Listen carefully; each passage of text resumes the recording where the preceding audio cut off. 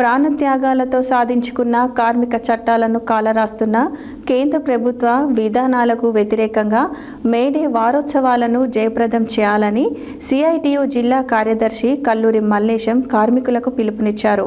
ఆదివారం చౌటపల్ మండల కేంద్రంలో సిఐటియు జిల్లా కోశాధికారి ఎండి పాషా అధ్యక్షతన జరిగిన జనరల్ బాడీ సమావేశంలో ఆయన ముఖ్య అతిథిగా హాజరై మాట్లాడారు.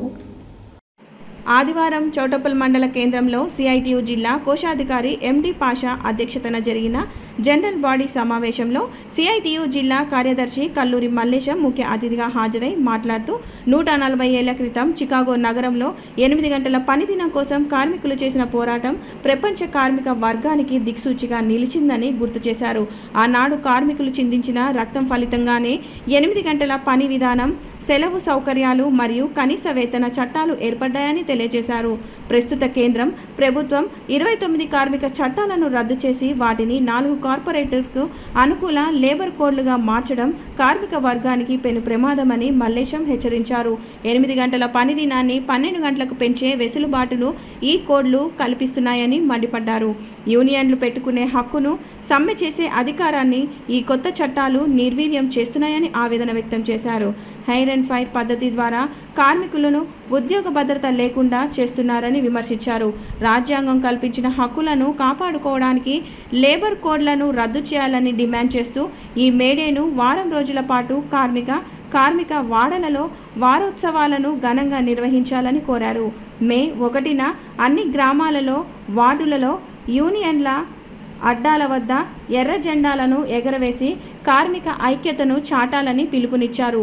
ఈ సమావేశంలో భవన నిర్మాణ కార్మిక సంఘం జిల్లా అధ్యక్షుడు చీమకండ్ల శ్రీరాములు, సిఐటియు జిల్లా కమిటీ సభ్యులు బత్తుల దాసు, జొన్నకంటి దేవయ్య, శివకుమార్, నాయకులు పాపయ్య, కోటయ్య, రమేష్ మరియు వివిధ రంగాల కార్మికులు పాల్గొన్నారు.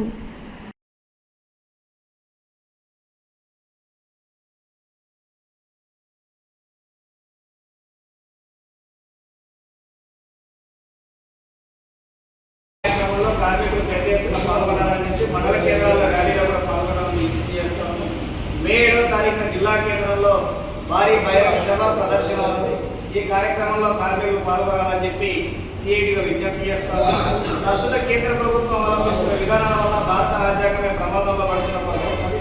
భారత రాజ్యాంగం కల్పించిన ఆర్టికల్ 19 క్లాస్ 1 క్లాస్ 3 ప్రకారం ఏదైతే యూనియన్ల ఏర్పాటు చేసుకునే హక్కు ఉన్నదో దాన్ని కూడా ప్రశ్నార్థకం చేసే పద్ధతుల వల్ల లేబర్ కోడ్లు రాబోతా ఉన్నాయి. అందుకే ఈ లేబర్ కోడ్ల వల్ల యూనియన్లు పెట్టుకునే హక్కు కూడా ప్రశ్నార్థకం అవుతున్న పరిస్థితి ఉన్నది. అనేక కార్మికులు సమ్మె చేసే హక్కు కూడా ప్రశ్నార్థకం అవుతా ఉన్నది. ఇక వీటన్నిటిపైన కార్మిక వర్గాన్ని చైతన్యవంతం చేస్తూ వారం రోజుల పాటు జరిగే ఉత్సవాల్లో కార్మికులు, అన్ని వర్గాల కార్మికులు పాల్గొనాలని చెప్పి కింది వారికి, అదేవిధంగా క్రీడాకారుల్లో కార్మికుల్లో దాగున్న సృజనాత్మకత వెలుగుతీయడం కోసం జరిగే క్రీడల్లో కూడా అన్ని వర్గాల కార్మికులు